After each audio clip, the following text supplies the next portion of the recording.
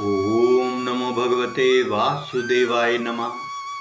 संक्षिप्त महाभारत कथा सभा पर्व के अंतर्गत भाग 8।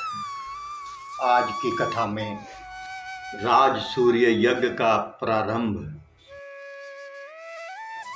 वैशंपायन जी कहते हैं, जन्मेजय, धर्मराज की सत्यनिष्ठा, प्रजा पालन में अनुराग और शत्रु संहार देखकर सारी प्रजा अपने अपने धर्म का पालन करने लगी।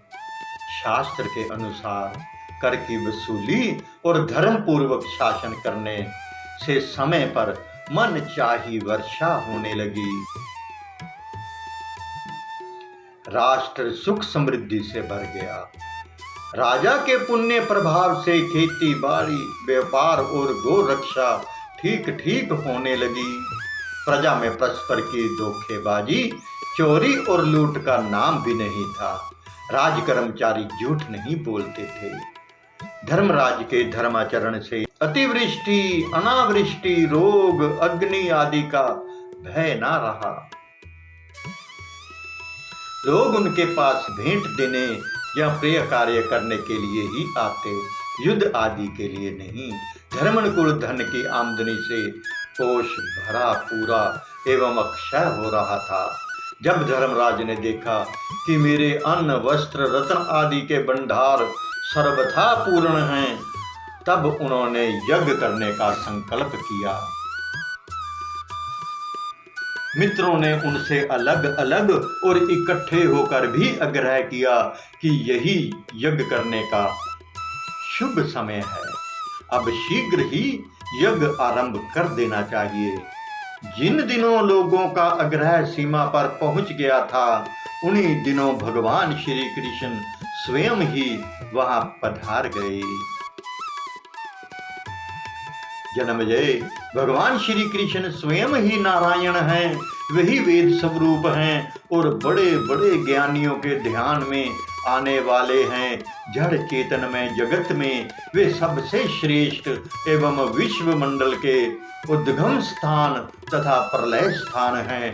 वे भूत, भविष्य, वर्तमान के स्वामी, दैत्यनाशक, भक्तवत्सल एवं आपात काल में शरण देने वाले हैं। भगवान श्री कृष्ण अपने भक्त युधिष्ठिर पर कृपा करने के लिए असंख्य धन, अक्षय रत्न राशि और महान सेना लेकर रथ की ध्वनि से दिगंत को मुखरित करते हुए इंद्रप्रस्थ में आ पहुंचे। सबने उनकी आगवानी करके उनका यथोचित सत्कार किया। धर्मराज युधिष्ठिर अपने भाई पुरोहित धौम्य और श्री कृष्ण दैत्यमान आदि ऋषियों के साथ उनके पास गए तथा विश्राम, कुशल प्रश्न आदि के अनंतर उनसे बोले, भैया श्री कृष्ण, सारा भूमंडल आपकी कृपा प्रसाद से ही हमारे अधीन हुआ है। बहुत सी धन संपत्ति भी हमें प्राप्त हुई है, ये सब आपके लिए ही है। अब मैं चाहता हूं इसके द्वारा विधि पूर्वक हवन और ब्राह्मण भोजन संपन्न हो। आप मेरे अभिलिखित राजसूय यज्ञ के लिए मुझे अनुमति दीजिए। गोविंद, आप यज्ञ की दीक्षा ग्रहण कीजिए। आपके यज्ञ से मैं निष्पाप हो जाऊंगा, अथवा मुझे ही यज्ञ दीक्षा लेने की अनुमति दीजिए। आपकी इच्छा के अनुसार ही सारा कार्य संपन्न होगा। भगवान श्री कृष्ण ने युधिष्ठिर के गुणों का वर्णन करते हुए कहा, महाराज, आप सम्राट हैं, आपको ही ये महायज्ञ करना चाहिए। अब आप इस यज्ञ की दीक्षा लीजिए। युधिष्ठिर ने विनय पूर्वक कहा, ऋषिकेश, आप मेरी इच्छा के अनुसार स्वयं ही आ गए हैं। इतने से ही मेरा संकल्प सिद्ध हो गया। अब यज्ञ संपन्न होने में कोई संदेह नहीं रहा। अब धर्मराज युधिष्ठिर ने सहदेव और मंत्रियों को आज्ञा दी कि ब्राह्मणों के एवं पुरोहित धूम्य की आज्ञा अनुसार यज्ञ की सारी सामग्री शीघ्र ही मंगवाई जाए। अभी धर्मराज युधिष्ठिर की बात पूरी भी नहीं हो पाई थी कि सहदेव ने नम्रता से निवेदन किया, प्रभु आपकी आज्ञा से पहले ही ये काम हो चुका है। इस समय महर्षि श्री कृष्ण द्वैपायन तेजस्वी तपस्वी और वेदज्ञ ब्राह्मणों को ले आए।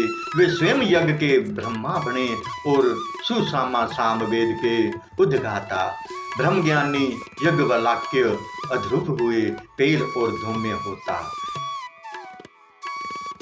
इन ऋषियों के वेद वेदांग पारदर्शी शिष्य एवं पुत्र सदस्य हुए।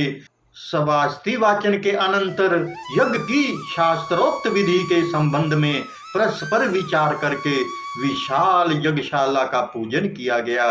शिल्पकारों ने आज्ञा के अनुसार देव मंदिरों के समान बहुत से सुगंधित भवनों का निर्माण किया। धर्मराज ने सहदेव को यह आज्ञा दी कि निमंत्रण देने के लिए दूत भेजो।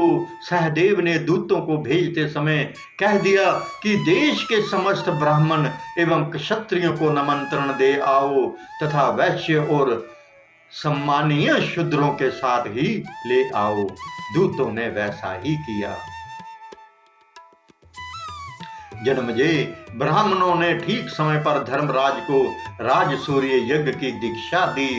उन्होंने सहस्त्रों ब्राह्मण भाई, सगे संबंधी, सखा, सहचर, समागत क्षत्रिय और मंत्रियों के साथ मूर्तिमान धर्म के समान यज्ञशाला में प्रवेश किया।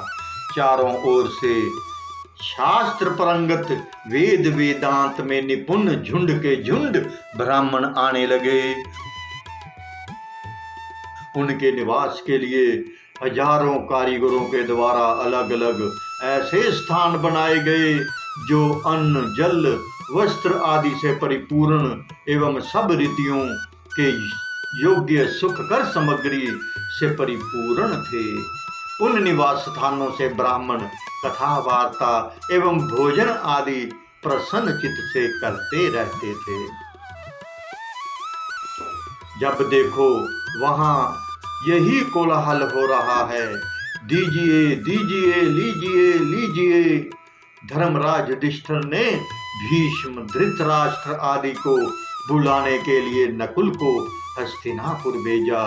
उन्होंने वहां जाकर सबको सत्कार पूर्वक विनय के साथ निमंत्रण दिया और वे लोग बड़ी प्रसन्नता से निमंत्रण स्वीकार करके ब्राह्मणों के साथ वहां आए। पितामह भीष्म, आचार्य द्रोण, प्रज्ञचक्षु धृतराष्ट्र, महात्मा विदुर, कृपाचार्य दुर्योधन आदि सभी कौरव गंधार देश के राजा सुबल, शाकुनी, अचल, वृषक, कर्ण, शल्य, वहलीक, सोमदत्त, भूरी, भूरिश्रवा, शल, अश्वत्थामा, जयद्रथ, द्रुपद, धृष्टद्युम्न, शालव, भगदत्त, पर्वतीय प्रदेश के नरपति, बृहद्बल, पौंड्रक, वासुदेव, कुंती भोज, कलिंगाधिपति, वंग, अकर्ष, कुंतल, मालव, आंध्र, द्राविड़, सिंघल, कश्मीर आदि देशों के राजा, गौरवाहन, वहलीक देश के राजा विराट और उसके पुत्र मावेल, शिशुपाल और उसके लड़के सब के सब यज्ञ भूमि में आए। यज्ञ के समागत राजा और राजकुमारों की गणना कठिन है। सभी बहुमूल्य भेंट लेकर आए थे। बलराम, अनिरुद्ध, कंक, सारण, गद, प्रद्युम्न, शंभ, चारुदेशन्य, उल्मुख आदि समस्त यादव महारथी भी आए। धर्मराज की आज्ञा से सभी समागत राजाओं को सत्कार पूर्वक अलग अलग स्थानों में ठहराया गया। उनके लिए जो स्थान बनवाए गए थे उनमें खाने पीने की सारी सामग्रियां, बावलियां और हरे भरे नायन मनोहर वृक्ष थे। स्वागत सत्कार के बाद सब लोग अपने अपने निवास स्थानों में ठहर गए। धर्मराज युधिष्ठिर ने भीष्म पितामह और गुरु द्रोणाचार्य के चरणों में प्रणाम करके प्रार्थना की, आप लोग इस यज्ञ में मेरी सहायता कीजिए, इस विशाल धनागर को अपना ही समझिए, इस प्रकार कार्य कीजिए जिससे मेरा मनोरथ सफल हो। यज्ञ दीक्षित धर्मराज ने उन लोगों की सम्मति से सबको एक एक कार्य सौंप दिया। दुशासन भोजन संबंधी पदार्थों की देखभाल में, अश्वत्थामा ब्राह्मणों की सेवा शुश्रूषा में और संजय राजाओं के स्वागत सत्कार में नियुक्त किए गए। भीष्म पितामह द्रोणाचार्य सभी कार्य और कर्मचारियों का निरीक्षण करने लगे। कृपाचार्य सोने चांदी और रत्नों की देखभाल तथा दक्षिणा देने के कार्यों में नियुक्त हुए। वहलीक धृतराष्ट्र सोमदत्त और जयद्रथ घर के स्वामी की तरह स्थित हुए। धर्म के मर्मज्ञ महात्मा विदुर खर्च करने के काम में और दुर्योधन भेंट में आए हुए पदार्थों को रखने के काम में लगे। भगवान श्री कृष्ण ने स्वयं ही ब्राह्मणों के पांव पखारने का काम अपने जिम्मे लिया। इसी प्रकार सभी प्रतिष्ठित व्यक्तियों ने अपने अपने जिम्मे किसी ना किसी सेवा का भार लिया। जन्मेजय धर्मराज युधिष्ठिर का दर्शन करके कृतकृत्य होने के लिए वहां जितने लोग उपस्थित हुए थे, उनमें से किसी ने सहस्त्र मुद्रा से कम भेंट नहीं दी। सभी चाहते थे कि केवल मेरे ही धन से यज्ञ संपन्न हो जाए। सेना के व्यूह व चित्र विमानों की पंक्तियां, रत्नों की राशि, लोकपालों के विमान, ब्राह्मणों के स्थान और राजाओं की भीड़ से युधिष्ठिर के राजसूय यज्ञ की शोभा बहुत ही बढ़ गई। धर्मराज युधिष्ठिर का ऐश्वर्य लोकपाल वरुण के समक्ष था।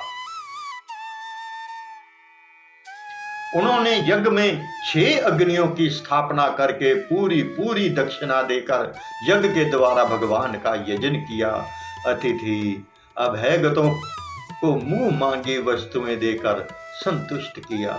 सबके खा पी लेने पर भी बहुत सा अन्न बचा रहा। उस उत्सव समारोह में जिधर देखिए उधर ही हीरे मोतियों के उपहार की धूम मची है। महर्षि एवं मंत्र कुशल ब्राह्मणों ने उत्तम रीति से धृत, तिल, शाकल्य आदि की आहुति देकर देवताओं को निहाल कर दिया। दक्षिणा में बहुत सा धन पाकर ब्राह्मण भी संतुष्ट हो गए। जन्मेजय कहां तक कहें, उस यज्ञ से सभी को तृप्ति मिली। ओम नमो भगवते वासुदेवाय नमः। प्रिय मित्रों, आप सभी हमारे YouTube चैनल कान्हा सेवा के साथ जुड़े तथा अपने सभी मित्रों को भी हमारे चैनल को लाइक और सब्सक्राइब करने के लिए आज ही आमंत्रित करें। आपके मित्र भी इन कथाओं का आनंद लें। धन्यवाद। हरे कृष्ण कृष्ण कृष्ण हरे हरे, हरे राम राम राम हरे हरे। जय श्री कृष्ण।